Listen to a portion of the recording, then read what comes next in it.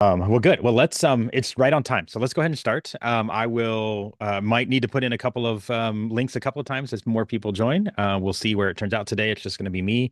BJ's unavailable this time, but today, we're going to start talking about what are some different ways to handle this job market, this market where it can feel like everything you do just goes into a black hole and disappears.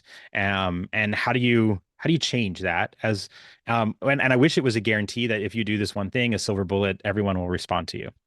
Fortunately, that is not the case. If that was the case, everyone would be beating down my door for all of this. But this is a strategy that I have seen work a great deal of time, particularly in competitive markets, because there's a large part of the market that is invisible to most job seekers who are going through sort of the norm. Who don't know me, my name is Will.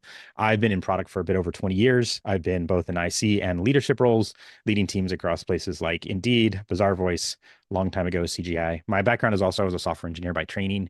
I've been in large companies, startup companies, venture-backed companies, some lifestyle places. But if you'd like to connect, I would love to connect in a bunch of different ways. So there are quick little links. I encourage you all. This is a job searching space. These are people who are interested in the job search. So feel free to drop your LinkedIn if you want to connect with each other. It's up to you. I would just ask that if you do choose to reach out to each other, at least give them some idea of where they found you. Like, hey, I was in the session today and Will said we should connect. So drop that in there. That would be No, no, good. I need you. So, um, but yeah, that would be, you're welcome to do that. That would be awesome. Um, okay. So that's me in a background. I do career coaching. I do both for people in the job search and also people who are continuing to progress in their career, whether it's in product or other places, and then also do a bunch of teaching on how to use AI to do your job. So I do that for individuals and with companies. So, all right, let's jump in. Here's kind of what I've been seeing, and I'm guessing that you all are seeing the same thing, is that you apply and nothing comes back. You don't even get a response. You might not even get an auto reject, or you just get nothing. And the approach that a lot of people take is sort of the spray and pray, right? The scatter approach. You apply everywhere. It's not really tailored. You might tailor your resume now that you can use AI to do that, because now your resume, if you don't do that, looks like it's falling behind because everybody's is perfect now to a job description, and it takes a ton of time just to get any response. The other part is that you're just this stranger in a pile because they don't know you. They don't have any signal that you're engaged in their company or with anybody else in the company. And so they filter you out, whether that's system done or the recruiters who are managing this application pool. They're looking for some signal that says you're the person we should follow up with. And then, frankly, the voice in our heads tend to tell us, "Oh, I've been doing all of these things. I feel a sense of accomplishment," and then I get nothing, and so then I'm mean to myself. And we would never treat our friends the way we tend to treat ourselves, and so that becomes a problem as well. And so we get this sense of we're active, but we're not progressing. And that's not what we want to do. So my goal here is that we're going to talk about an alternative way for you to do that, to use some of these AI tools to help you in that job search, and ideally have you be focusing on activities that will drive you forward, as opposed to just sort of the vanity metric of I did something today, whether it actually made you progress for you or not. So real quick in chat, how many applications have you fired off and not heard back on? I don't know. You can limit it if you want to in the last 60 days, 90 days, whatever. But how is this feeling for you all right now? How many people are actually not getting responses? I'm guessing this number is not small. All right. Okay. Yeah. Crickets, 50, 20. All right. So the volume is low for one of you. But that's okay. But now we're going to get to, okay, 25 in the last 60. Yeah. Okay. So this is happening a lot, right? I guess the other number would be how many total applies. The worst is when you've done, say, 100 and the response is, I haven't gotten any response from 100. That also doesn't feel great. My guess is that this is a reasonable representation of you put the signal out there and nobody comes back. Um, okay. So, Matt, you had 10 replies. That's actually something, right? Like that's not bad. Yeah, Uh, I'm fortunate that I've gotten some engagement, but when I first started, I definitely hadn't figured out some of the resume alignment pieces. And yeah. it, if you look at the timeline of my list, it's a lot of the ghosting is the early days. Okay. Well, good. I mean, that's great that you're showing progress, right? So, which is awesome. That's exactly what we want to see. And for everyone who's in that process as well, who's feeling like it just goes quiet, these are some things today. You'll have some activities that you can take, some tactics that you can try, that you can apply to improve this. But it does take some work. I just want to be honest. This is not a set and forget. It's not an AI automation that does all the applications for you. This is you having to show up in a different way than maybe you have been in the normal job search. Um, so, okay. So what are we going to look at? We're going to talk about the idea of targeting your job search, not just everything that's open, I'm going to apply, or as soon as it opens, I'm going to apply within the first hour. I hate those bits of advice. Um, so I worked at Indeed, and one of the things that I had when I worked at Indeed is access to amazing amounts of data. And one of the things that was often talked about at Indeed, we talked about this as a company as a whole, is that Indeed had maybe visibility into about 50% of the jobs that got filled because over half the market was invisible, meaning that there was no posting. Because Indeed scrapes, it has people who can report jobs, they can post jobs, they can advertise jobs. There's a lot of things. Their goal is to have every job there. And the reality is they weren't even getting half of the market. And I would argue that in this market now, we're seeing more and more of that. And what I'm hearing from recruiters and from hiring managers is they don't even want to post the jobs out because they get so much auto reply, AI bots. Everything is unclear why someone would be a good candidate because they're all AI filled. So it doesn't help them anymore. So they just don't go through that.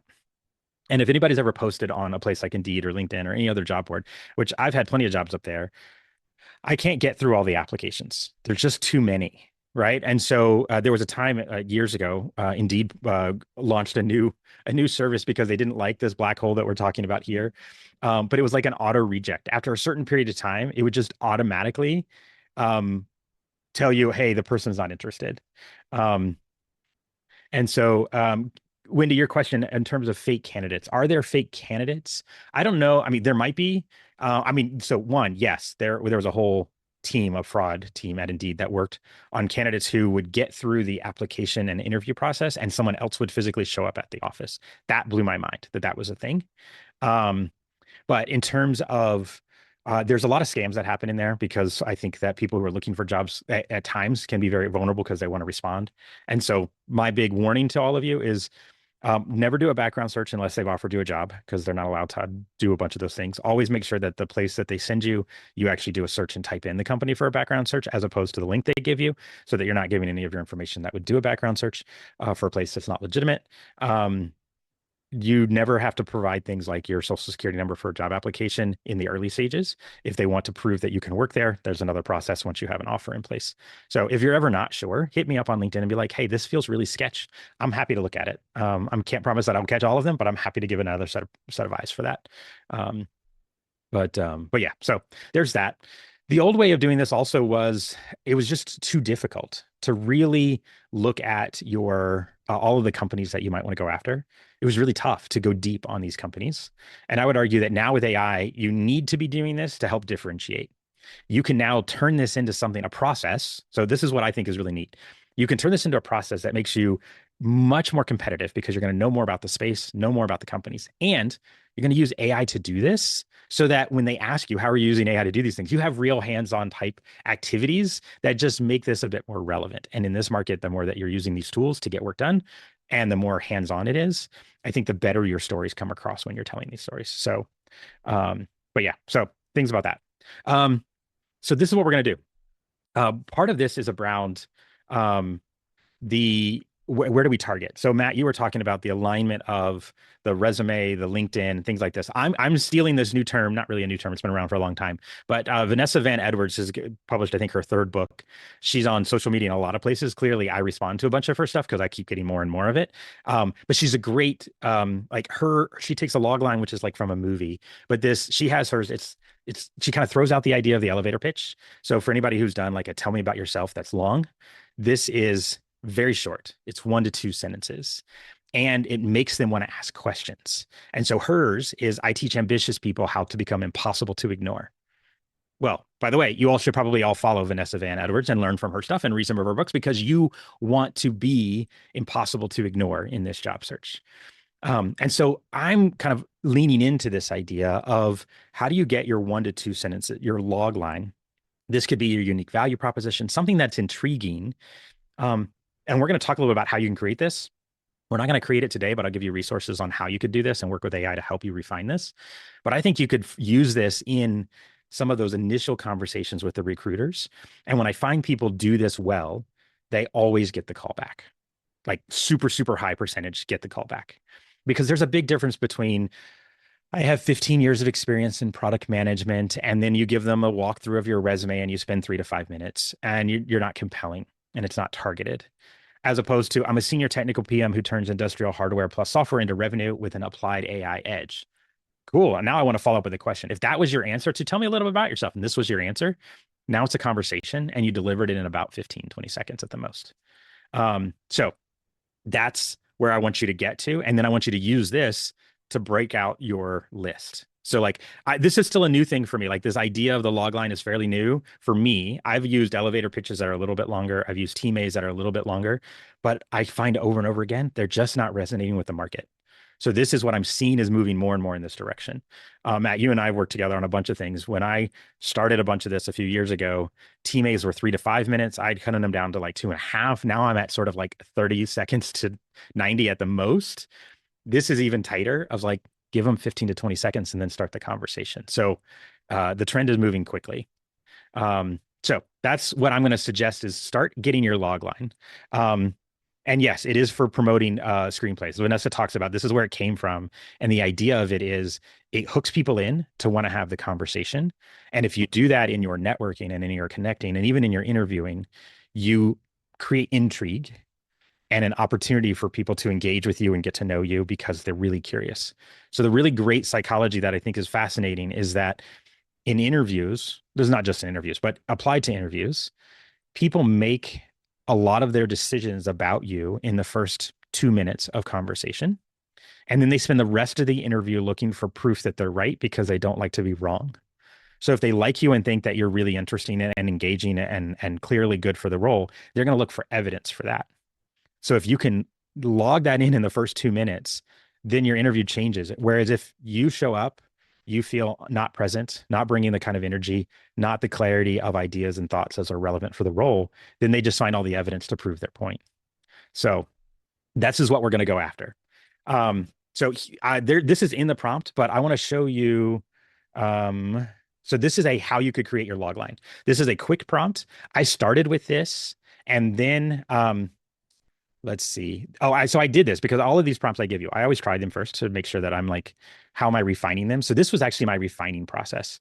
I'm going to share this link with you all as well. We're not going to go through it in depth, but I want you to have it as a resource. So I created mine from this. So if we look back here, one slide here, this was mine. I make experienced product people AI native so that the toughest job market of their careers work in their favor. And honestly, when I started working with AI to create this, I'm like, okay, tell me more about this. Well, the whole conversation becomes interesting to me when it's like, well, how do you make the toughest job market work in their favor? Well, that's exactly what I want the conversation to be about because that's about how I do my work, my coaching. So it really opens that up. So I want you to find the same type of thing. But let me show you what I did is when we get into this log line creation, it kept refining it a little bit when I was using it for the purposes of identifying companies, which we're about to get to. So this is a reference. You don't need to read on it right now, but this is the step-by-step that I took to get it more and more crisp for a particular purpose. So the first use of the log line is how to talk to someone. The second use of it is to how to build your list from it. And so what I'm suggesting that you do is find companies where your log line is valuable to companies, where it's starting to tell the story that these type of companies would be interested in. And that helps you surface companies that maybe you hadn't considered. And then the other thing it might do is make you realize that the companies that your log line is speaking to are not the ones that you want. And so I think that sometimes we get so wanting to just have the role that we forget that we need to be specifically targeting something. And so when we just apply to everything that comes across, it's that whole idea is like if you don't stand for anything, you'll fall for, or I never get that quote right. If you don't stand up for something, you'll fall for anything, something along those lines. I think it's the same thing as if you don't filter out roles that are not right for you, then why would they bother to select you? You're just not the candidate. You're just a candidate. And so this is what I'm wanting you to think about is use this to have AI help you figure out and identify companies that are now targeted for you. And so you can take this prompt once again, it's in the guide. So when you have a little time and you've drafted your log line, drop this in and have it create company names. So like when I did it, it came up with a bunch of different company names. First one, they were all the big companies because it was saying it was AI native stuff. Then I refined it better. It got closer and closer. And so it became really quite interesting in terms of the companies that it found. So I definitely want you to do some work. This is some homework for you. Um, but the idea, once again, we're still trying to figure out like how do you do this differently. The first idea is to get to 25 companies. This is the seed. I want you to go through that list of companies, have AI help source some of them, add your own to that list, companies that you'd love to work for. You'll notice here, nothing that I've said here is find companies who have posted jobs. This isn't about whether they have openings right now. The invisible job market won't tell you that there are jobs open. Don't filter by companies that you'd be great at because they haven't currently published something in the spaces that you're currently looking. The jobs you want to go for is the one where the hiring manager is talking to a recruiter and hasn't posted it yet. And they see your profile and they're like, I'm going to source this person. And they reach out to you about the role. Or the hiring manager says, hey, go and talk to E or go and talk to Ollie because they're the one that they're talking about the things that are relevant. Recruiters go source some people like this. So this is what I would encourage you to like, do not filter out companies just because they're not currently posting something. The other thing to not filter out, do not filter out companies that have recently had layoffs. A lot of them are laying off in one place and hiring in another. Sometimes that is a shifting of the talent. Now, if you don't want to be there because they're laying off and you don't like the principles of how they're doing that, that's not what I'm saying. You don't have to ignore that part. Don't forget your principles are based on what company you want to work for. But if they're retooling, that doesn't mean they're not hiring. That happens all the time. They lay off in one group, they hire in another. It's okay. So if they're interesting, definitely keep that in mind. In terms of real quick, and a couple of the questions that are coming up. Yes, there will always be access to the recording for sure. And there are a number of links that we provided at the very beginning. If someone could grab those and post those, that would be awesome. I got you, If you Will. get a chance. Thanks, Matt. I appreciate it. But yeah, there's always a recording. It normally takes a day or two for Maven to post it up. And then I typically edit them and put them on my YouTube channel as well to make them a little bit more concise, cut out some of my ums and ahs, because it'd be great if it was perfect in terms of our delivery. But yeah, so okay, in terms of some of the other questions, let's see. Can you filter by company stability too, and how? That's that's an interesting question. It depends on what you would define by stability. So there can be things, if there are bigger companies, you can add to your filter criteria. What I like to do is add by a couple of attributes that I think are important. So you can look for companies that are, let's say you're looking in they're non-public, so they're startups and or private funded. You could look for companies that have recently received funding. So if you're looking in the startup space, Crunchbase is a great place to find companies as well. You can use their 7-day trial, just cancel it before the end because you don't really need the whole thing. But you can get some company data on companies that have gotten funding in the last like 6 months. If they've gotten Series B funding, they likely need to spend the money to be able to grow their business. And sometimes that means they need to add talent to it. If their funding was multiple years ago, they might be running out. That becomes a less stable environment. In terms of layoffs, that's another thing that you can look at. Have they had layoffs recently? How might that impact things? That's another question that you could ask AI to do research on recent news or press releases or announcements related to the companies. I highly recommend doing that. So that's another place to look at. The other thing that you can look at as their public companies is what's the overall sentiment about the growth of the company and the outlook for its future.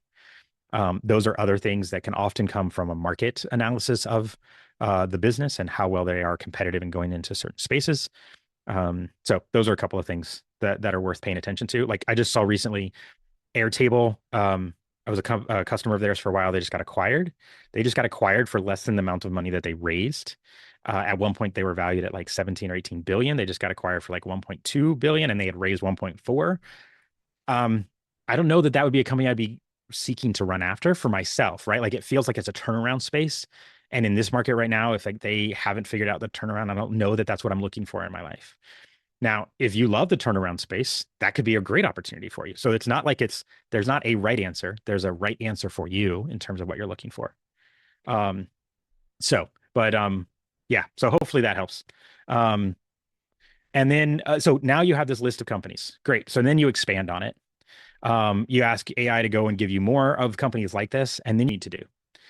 This is where you need to go through this list and start. The way I do it is like a multi-read. If you remember back in college, there was always these times that you shouldn't just read your textbooks once. Like you should scan for headlines and then you can go back for like keywords and then you can go back and read the substance. That's the better way to do it. I never did it, but it's the better way to do it. Um, the Pamela, I'll come back to your question in just a second, but go through the list and the first line, go through it, take out any ones that you know you don't want to work on. You never would want to work for them. Take out and then add like some scoring to, oh, I'd love to work here. If you know those love and hate, go through those first and like resort the list. Then start looking through some of these. You could ask AI to expand in terms of additional data, company size, funding levels, primary areas of expertise, location. Do they support remote? You can ask for all of this and it will try to pull all of this together. So this doesn't have to be a lot of manual labor on your side. But your goal is to get it into a semi-prioritized list of the companies. Let's say I now have 50 or 60. They're in a stacked rank order of if I got an offer from number one, I would take it. If I got an offer from number 60, I would at least entertain it. That should be on the list. If you would never entertain an offer, they shouldn't be on your list in the first place. Okay. Um, Pamela, a turnaround space is any company that is really struggling that's going to have to kind of reinvent themselves to be successful.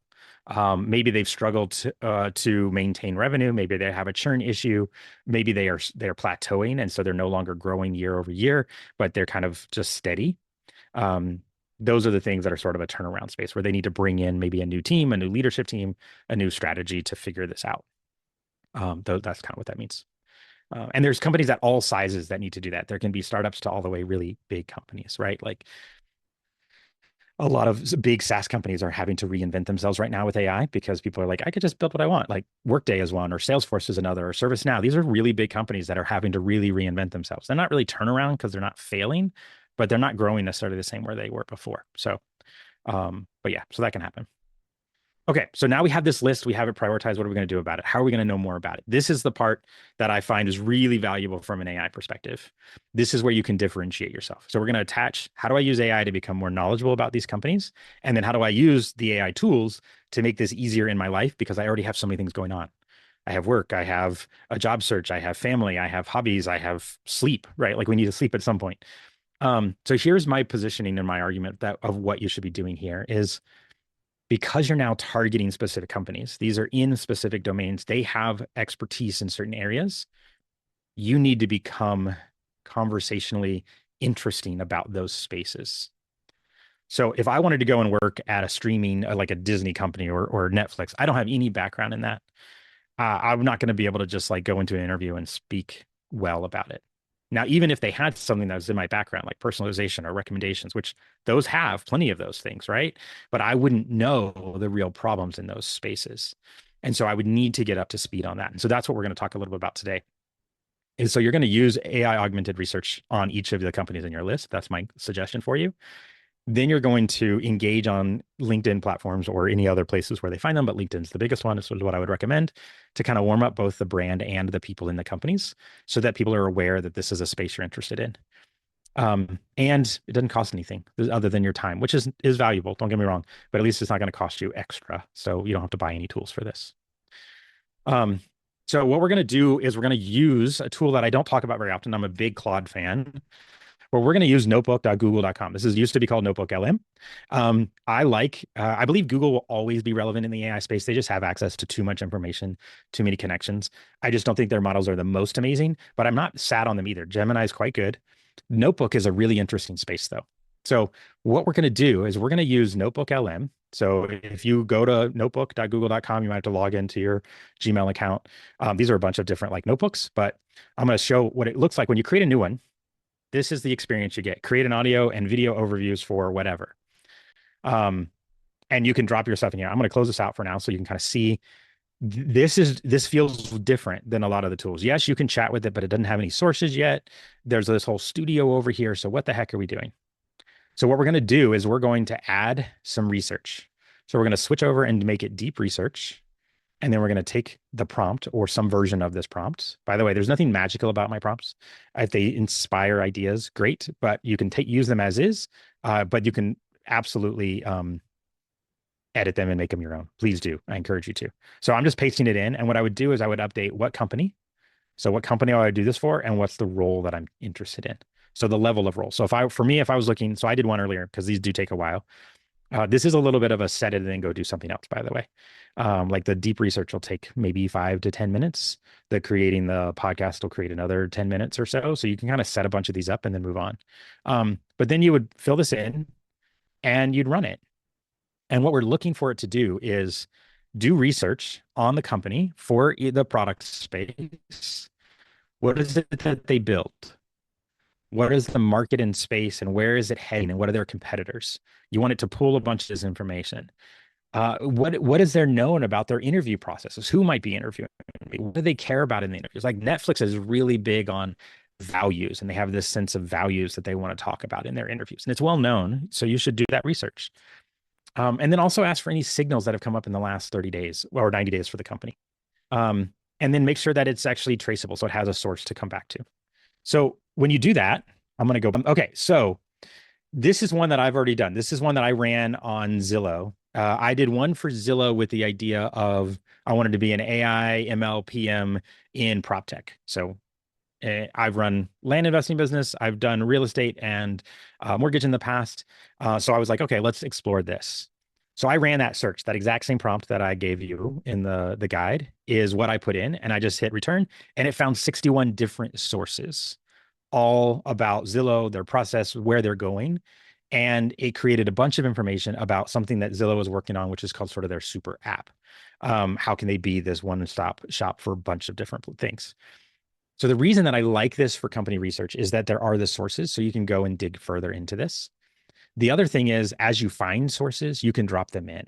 So if you're finding, let's say you find someone, you're following someone on LinkedIn, they post an article on their site, you can just click the URL, put it into this spot for this company, and it'll then now use this as source information for whatever research you're wanting to do within NotebookLM. It's a little bit like projects in ChatGPT and Claude. You can do something similar, but this only references these documents unless you ask it to go further. You can have it do fast research. You can have it do web-based and deep research. You can upload documents you want. So if they provide you a case study or some information about their values or where they're going, you can add these and then it can reference those. So that's super helpful. You can take the job description from copy text. You can just paste the job posting in here as well. So let it run. And now I have a bunch of these sources. Some of them couldn't be loaded, but a bunch of them are there. I can actually get details on these sources. Like that's not super fun, but it's all here, right? So when it references things, I can actually ask questions about it. So the whole point is like, what's the point of this? Well, one, it gives you a whole bunch of information about where things are going. And I think our lives are busy. Does anyone ever feel like you're running out of time? And that like the job search is like sucking the life out of you with all the things you have to do. So my big thing, and Matt, you've probably heard this a number of times, I encourage people to use the in-between times, things when you're already doing something. And if you can then get extra value out of it in something that you don't really want to do, but you have to do this anyway. So for me, I love to take walks every day, and I often am cooking dinner, and no one else is around. So I put in headphones and I can listen to a book or I can listen to a podcast. This is what I'm proposing for you. Is this will create a podcast for you. So when I do my share, let me see if my share computer sound. Let me turn that on real quick. So after I ran all this research, I clicked audio overview and I chose deep dive. And I chose the default length. I let it have all of the sources. I gave it a little prompt of give me an interesting podcast around where AI is taking the prop text space within the Zillow. So, and then generate it. So this generated a 20-minute podcast. Okay. So we're just going to listen to it real quick so you can see. Historic structural housing deficit that's basically been compounding for years. And yet somehow, if you look at the current data, entry-level starter homes are just sitting on the market. Just piling up. Exactly, piling up, while luxury homes are just flying off the shelves in a matter of days. So you have a desperate need for housing on one hand, and okay, so that was generated. I did not write the script for that. I didn't write a prompt to write the script. I just gave all this information, asked Notebook to create it, and now I have a 20-minute podcast. Okay, another thing that's kind of neat is you can do this interactive. It's a little bit funky, and I don't know if it'll work with my mic being on, but I think if I hit play. right now, America is short nearly 5 million homes. Yeah. Oh, hey, I think our listeners got something to say. Yeah, there's so many homes on the market. What are we going to, how is AI going to impact the starter home space right now? And what's Zillow's perspective on that? Oh, I don't think it took it. But conceptually, it's an option that this works is you can actually join the podcast, and these two people that are doing this podcast back and forth will answer your questions as you go. So it's a little bit like having your discussion, but on the topic, which you could do if you're within the notebook space. That to me is a neat thing to try out. The part that I think is the most interesting is that you could run 10 of these, queue up 10 to 20-minute podcasts on each of these companies, all within similar spaces, put them on your playlist, and go do something else, and just be having ideas of what's going on in the market. This is not interview prep questions. These are not asking you to practice your stories. This is you inundating yourself in the market that you said you're interested in and you want to be relevant in. So now what you're doing is you're building a system of how you're going to learn about a market and stay relevant, which, by the way, is good not just in the job search. You can use this when you're already working, when you're wanting to stay up on what your competitors are doing or anything along those lines. You can kind of refresh this and run them again. But the whole point of it is to create these so that you have interesting things to say. So in this world, in the market is the way it is right now, we all know that there's this game of LinkedIn of where we need to be present and visible, right? Like we understand it. How many of you hate it? Anybody else? Does anybody still do it? Like, do you comment? Do you post? Do you engage? Yeah, I'm definitely in group hate it, and I'm also the one who does it. Here's where this becomes, to me, more interesting, is it starts to make it easier for you to do that. Because now you're taking in information about where the market's going. You're taking in some thought leadership posts and articles about where things are going, where companies are going. So when something comes across your feed, that you can now engage with thought, not just, oh, I copied their post into ChatGPT, it spewed out something I posted and it reads like AI slop and it doesn't actually represent my own thinking, but that's the fast way. This makes it fast because you're just learning about these things in other ways. And so now you have something to say. And that's what we ultimately want. This is how you go from being invisible in this market to being visible and considered. This is not a sprint. You're not going to do this overnight. It's not going to just magically happen. It's by showing up. And the way that you show up with more engagement is by consuming the right information. As I'm sure you all have seen, there's no shortage of information out there, and everything is grabbing your attention. Your targeted list is your focus. You look at these companies, you're going to follow these companies, follow people in these companies, which I'm about to get to, and you're going to engage with their content to create visibility for yourself. And so the NotebookLM, it's not just a gimmick. It is a neat tool that's valuable for you to consume a lot of information in a format that squeezes between all the other things we're doing in life. Your drive to the grocery store, a commute, picking up the kids, running an errand, going for a drive because you just need to clear your head, going for a walk around the neighborhood, making dinner, sitting on the back porch, whatever it might be. You can squeeze a little bit in, do this for 20 minutes instead of doom scrolling on TikTok for another 17 different videos that aren't going to help your job search. So that's my encouragement for you to create those. All of this is like, but so what? Right? So now you need to then figure out what else do you do with this. If all you did was listen to the podcast, it doesn't make you visible. This is where you start to become visible, Pamela. This is where you start surfacing yourself more often. And there is a bit of a formula here. This is networking, but it's networking with intention and purpose. So the first thing, that list of companies we started, you put them in stacked rank order. Every day, follow 10 of those companies. Start at the top, work your way down. You don't need to think about it. You open it up, you see which one's not been done. You go to those company pages on LinkedIn, you follow the companies, you're done, you move to the next one. Do 10, don't do more than 10. Don't make LinkedIn think that you're doing something weird. You're following companies, which means if you have a list of 60, you're done in 6 days. This is a 1-week activity of following companies. It's not a for everything, okay? The step 2, follow the right people. You can do this at the same time as you're doing companies. You can follow 10 people a day in addition to 10 companies, or you can just do it in sequence if you're busy. Totally fine. Go to that, back to the top of the list. Find people who work at that company that are in product management roles or similar. Product management, product marketing, something that would be relevant. They don't have to be more senior than the role you're looking for. They could be peers. They could even be junior. Here's the thing where I think people get caught up is they spend too much time trying to perfect who should they follow. Excuse me, but I don't give a damn who you follow. Just follow them. It doesn't matter if they're active or not. The algorithm will figure it out. Don't waste your time on trying to be perfect. Just be active and consistent. So if you followed 10 people and none of them post, who cares? It was one day, it was 10 minutes of your time, but you didn't waste half an hour going down the rabbit trail to see, let me find 10 people who are active. Find 10 people. This is a little bit of a numbers game, but it's a numbers game with a purpose that's on target. Okay. So let's say you wanted to go to Zillow. I would go into Zillow. I would go into LinkedIn search. I would look for people who are currently working at Zillow who have a title of product management, and I'd follow them. This is not the same as a connect. You're just following. Okay. They don't have to accept you. That's not what we're getting at. Do that 10 a day. In a week, you've got 70 new people you're following, all at companies that you're interested in. Okay. But you're going to keep doing this because that's only going to be like 7 to 10 companies to get to 70 people. And you've got 60. So you could be doing this for a while. Okay. This is going to change the feed that you're going to see on LinkedIn. In parallel, you're running these notebooks, you're running these podcasts, you're running this research.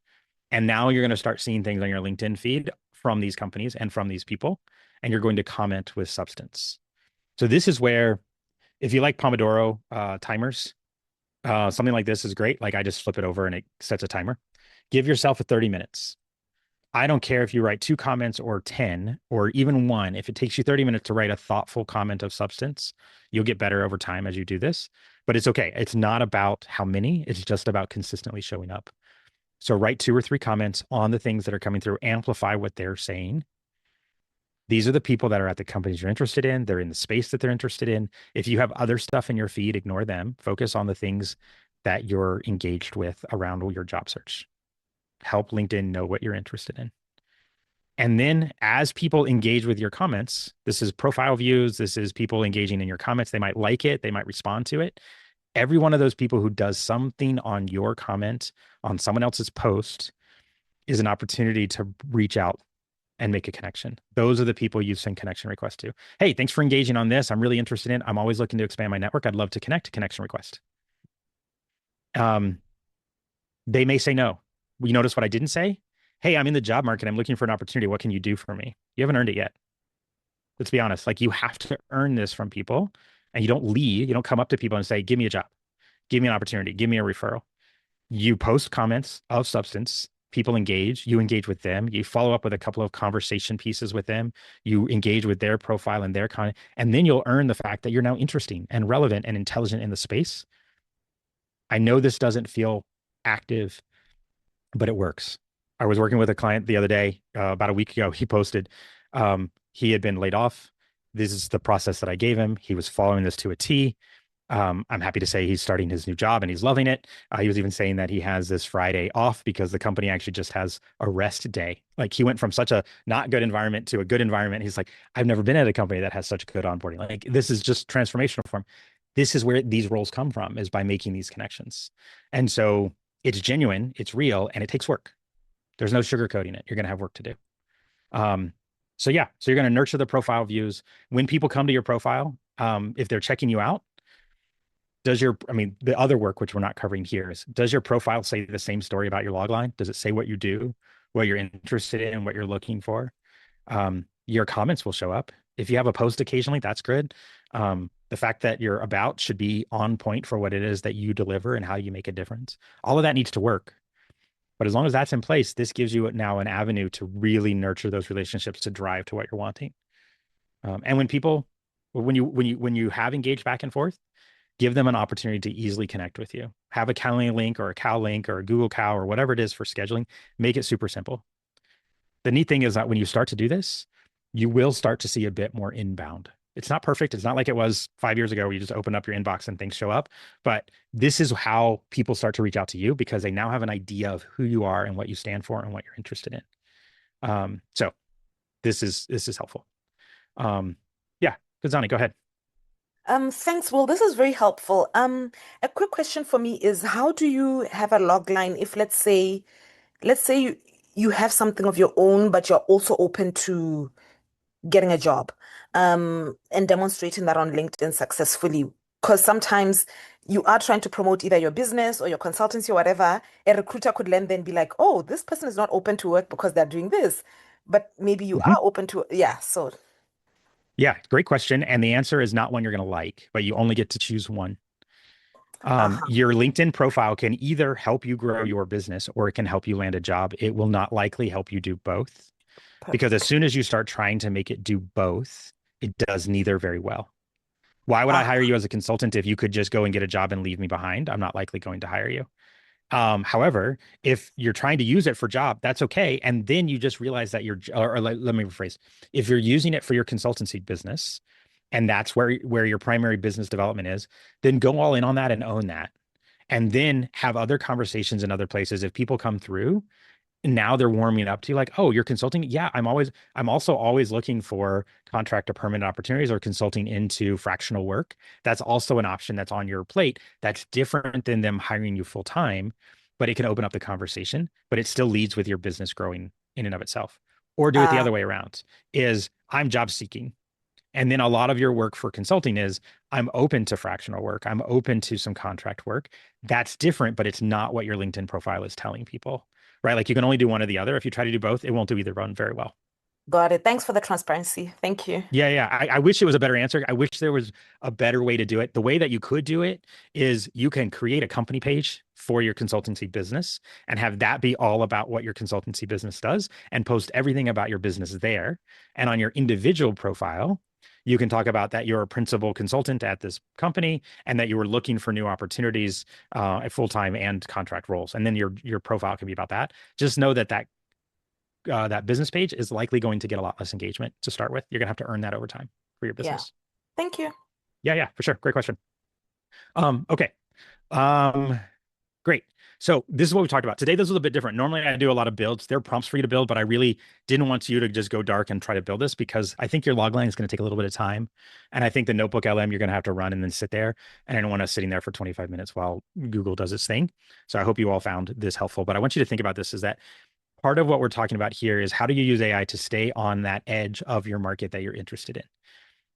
You can choose different notebooks to create around different topics.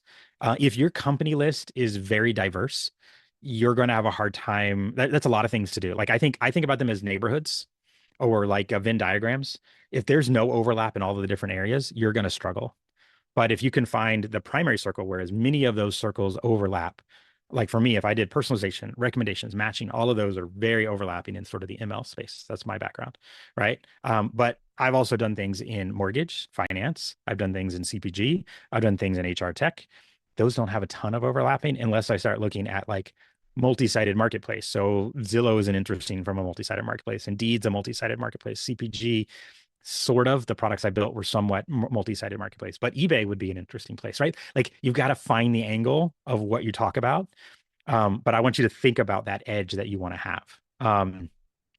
And so then in terms of using this, now you have to take the action. You've got to write the stuff. You've got to write the comments, record the videos, make the posts, make the outreach, do the follows, send the DMs, whatever it might be. But I want you to start creating some visibility for yourself. I don't need you to post long form content on LinkedIn. LinkedIn's hit or miss on the algorithm as it is anyway, but commenting goes a long way. The other is make that list of your companies and hold to it as much as you can.